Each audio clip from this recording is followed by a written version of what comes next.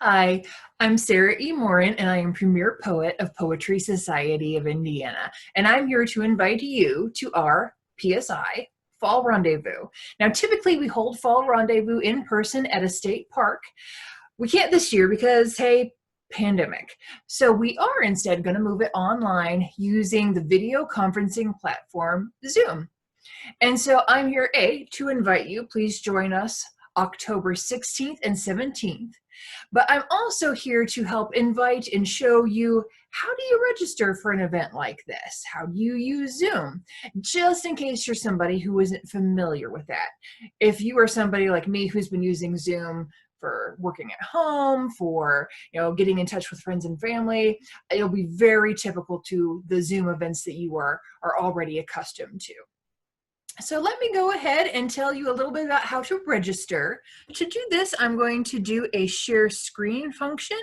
What this is going to allow me to do is show you exactly what website to go to and what that might look like at home. I'm going to open up Google Chrome. You can open up whatever web browser you use to get on the internet. And just go to our website, poetrysocietyofIndiana.org, or you can just Google the term Poetry Society of Indiana. And that should show up at the top of your search results, or very close to the top. So just click on that. By the way, this is open to members and non-members. And you are welcome as a non-member, if you are one, to go to every single one of our events. You just can't do any of the voting in our business meeting.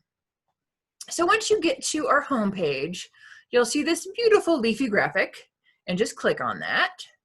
It'll take you to a page all about Fall Rendezvous. And there's lots of fun information, including our schedule. And so just a very quick highlight, we have our featured round robin. And for that one, do bring some poems of your own to share and read aloud with the group. We love hearing each other. And then what we have on the next day, on Saturday the 17th, round robin is Friday, we have socializing. So get here early to the Zoom meeting, and we're just going to have like an informal chat, catch up on how people have been doing, just because we're missing that in-person contact right now. We'll have a business meeting. We will have elections at our business meeting. If you are a PSI member, you can vote, and you will vote right on Zoom. A little poll will pop up, and you'll just click the box you want for voting. After that point, please tell us what you've been doing in your own writer life. What has your poetry club been doing? Have you just published a chapbook? Feel free to share your celebrations about publication and just different literary doings and poetry doings at this time. And one of the absolute highlights of Fall Rendezvous is always the results of our annual contest. And so our fearless contest director, David Allen, will be heading up the results, and we will also hear some of the winners performed. That section will be broken up several different times, so that way we kind of get a chance to have a little bit of a brain break, and also we can draw out the anticipation. There are also breaks in here for lunch and for dinner. You'll do that on your own. You just log off, log back on. And the information to log on and log back on is going to be the same each time. After that, you're stuck with me. From 2 to 3, we're going to talk about writing in adversity. So it's kind of hard sometimes writing in challenging times. And I think we can agree that 2020 is a challenging time. So we're going to look at some writers of the past and how they have dealt with writing during challenging times, to think about what are our responses. Do we tend to write more or less during challenging times? And just to understand, it's okay. Whatever your response is creativity wise right now, it is okay. And we're going to talk about how can you get out of a funk if you're in one.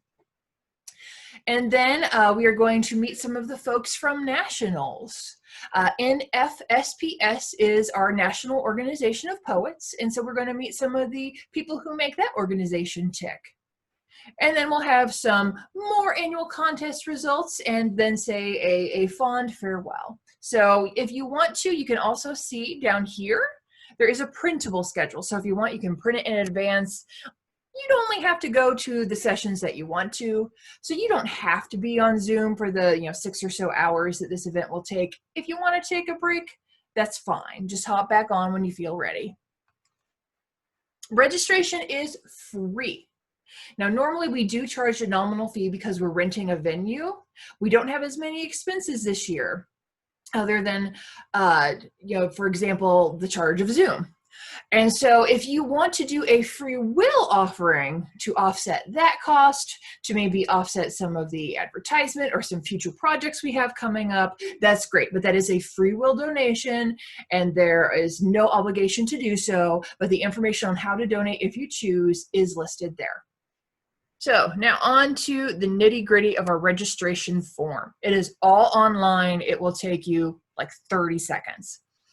So let's pretend that I am Ogden Nash, and I, Ogden Nash, would like to register for Poetry Society of Indiana's Fall Rendezvous. I've always wanted him to come, so I'm going to just type my name, first name in this box, last name in this box, and then put my email. And let's pretend my email is ogdennash@gmail.com. And then in the comment box, it's super helpful for me because I am the host of this event.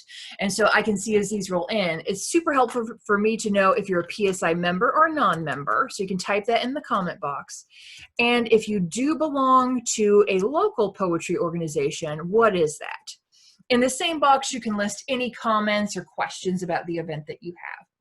Now, if you want to, it's not required, but you can also click this little box here that says, I agree to receive marketing and promotional materials.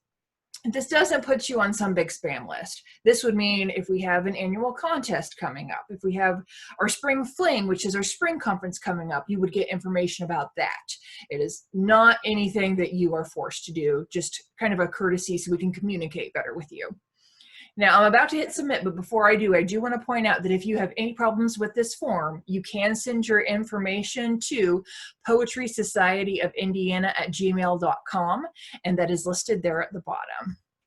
It is, by the way, required that somehow we have you register, whether it's the email or online, and that's because as a Zoom protection, we need to send the information to you rather than just shooting it out into the world at random. So this here is the confirmation page that you'll see after you hit submit. What I would recommend that you do is copy all of this text here on the page and save it in a safe place, because this will be how you log on to Zoom when the actual event takes place. If you lose it, don't worry, because one reason we're collecting all of your emails is so we can send you a reminder a few days before the event. So do be on the lookout for that reminder in your inbox. So let's say that this is October the 16th at 7 o'clock. You have your beautiful poems that you are so excited to share with us for the round robin. This would be how you log on. One way to do that would be this link right here. You can either click on it, or you can always copy it and paste it into your browser, and that will take you to Zoom. Another way that you can get to this page would be to actually go to zoom.us, which is the Zoom homepage. And then you click join a meeting. And then you put in the meeting ID. Now, how do you find the meeting ID? That is going to be either on that confirmation page or in that email we send. We're going to put it in both. And so the meeting ID is listed right here. And then it's going to ask you for a passcode. And that is going to be PSI Fall R. So PSI Fall Rendezvous. I just didn't want to make you spell rendezvous. And so as long as you follow those cues, it will then log you on to Zoom. Now, you can join using your audio. It will ask if you want to use your computer audio. I recommend for devices because you can also use a smartphone. Please use a laptop, an iPad, a smartphone. There's lots of options. It's most useful if you have a device that has a webcam and a microphone, but if you prefer, you could use an ordinary computer without those, but then you can use your phone to then call. And the number that you would call is also listed here on the confirmation page, right there. So save this information, and then again, it'll prompt you for a meeting ID and a passcode. I'm going to stop sharing my screen for just a moment so I can also share with you another option for logging on. So you can also use your smartphone if you want to. And for this, I recommend going ahead and getting the Zoom app. So I already have the Zoom app downloaded. And so for me, I just scroll on up until I find there's a little one at the very bottom that says Zoom. It's blue. So I'm going to click that and open that. It's loading. Forgive me for any fuzziness here, holding up the phone to the screen. You see those buttons at the top? Even if you can't read them well right now, you're going to want the one that has a little plus that says join. And by the way, it will look slightly different from device to device, but they will be common. They'll be similar. So I'm going to hit join. And it also is going to prompt me for the information I mentioned earlier. It's going to ask me for the meeting ID. It's going to ask me what I want my screen name to appear as. So I could put Sarah E. Moore. And I could put Ogden Nash again if I wanted to be Ogden Nash for the day. So you can choose what you would like to be presented as and appear as to other viewers. And then again, that will log you on. So let's say that you have successfully joined Zoom. I am going to do a little share screen here and show you something else.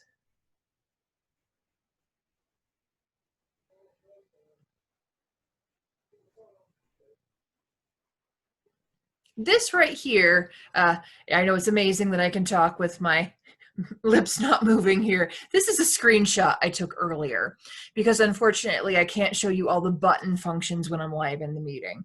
But this is a screenshot of what you will see just with your own face when you log on. And so when you first join, you will probably be muted. The reason that we tend to mute everybody when a speaker is speaking is that if everybody has their microphone going and there's a lot of background noise and dogs barking and random children walking through, it's very hard to hear over that massive noise. And so very often you will be muted when you enter. However, we do want you to be able to speak at some times. And so you will know you're on mute when, if you look right here where I'm wiggling my arrow, that's going to tell you if you're on mute or not.